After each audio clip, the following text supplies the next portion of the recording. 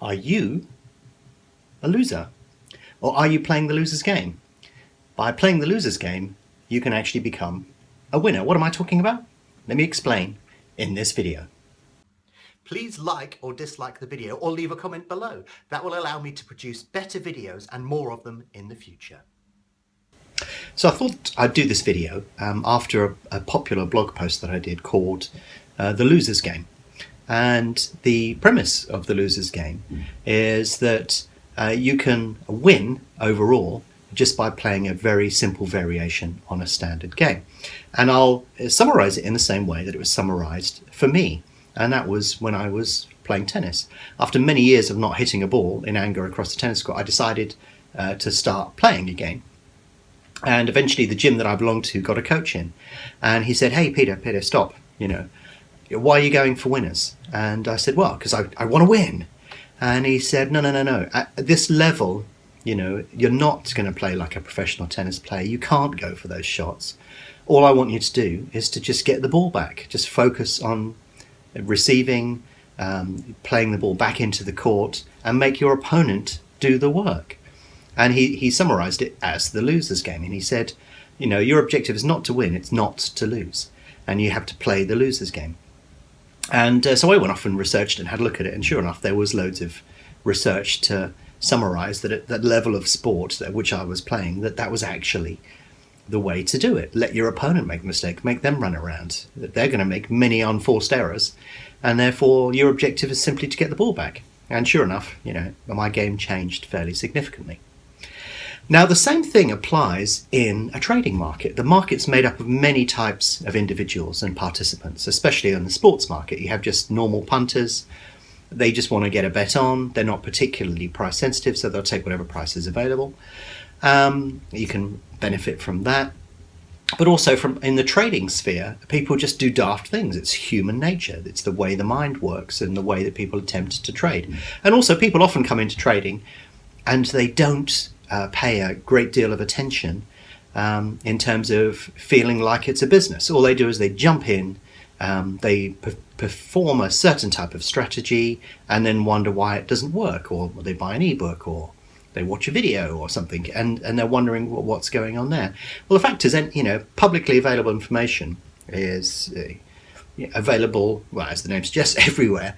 But it doesn't necessarily mean that it's valid advice. If you seek to improve your trading, you should invest in it the same way you would invest in a skill for a job, or if you want to go faster, you upgrade from a bike to a Formula One car. You invest in what you're attempting to do. You elevate yourself above everybody else. But typically what you tend to see, I can give you an example. There's a great video on YouTube. It outranks some of my videos by a fair amount of views, and it's got more likes and it's got some very positive comments on there about how good the video is. But I actually use that video to show people what not to do in a market, because it breaks pretty much every single rule that you could possibly imagine. And yet there are loads of people out there that have seen it who will probably try and copy it. So if you trade in a market completely at random, you're never going to win or lose much. What will actually happen over time is your account will decline because you're paying commission when you win, and that's gradually eating into your balance. Every now and again, I go off and test this and see how the market behaves. And if you look at these two graphs, you'll see the first graph is a random strategy.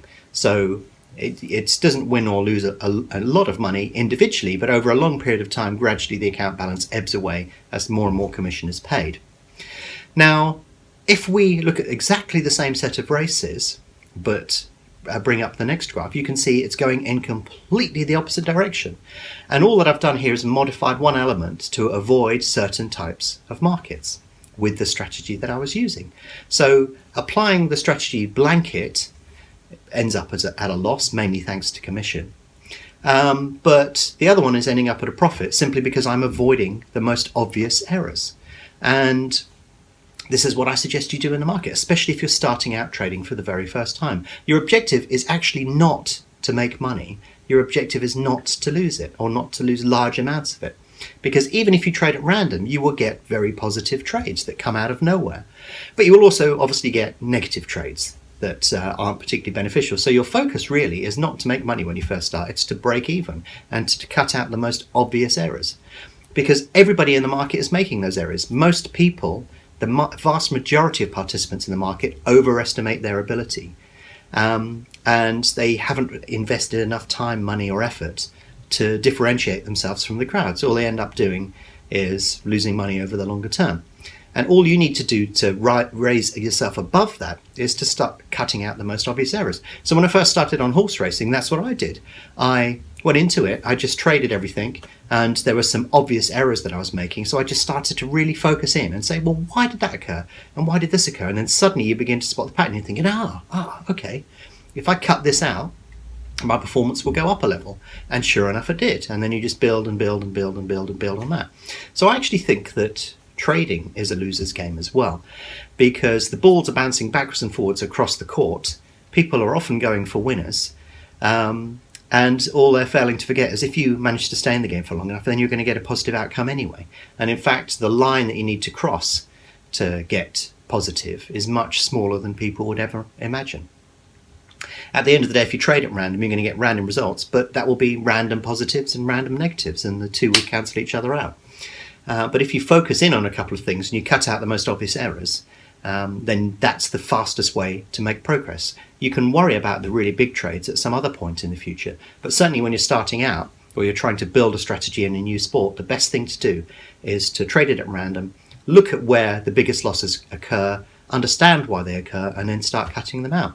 And that's the loser's game. That's how you can win, by playing the loser's game.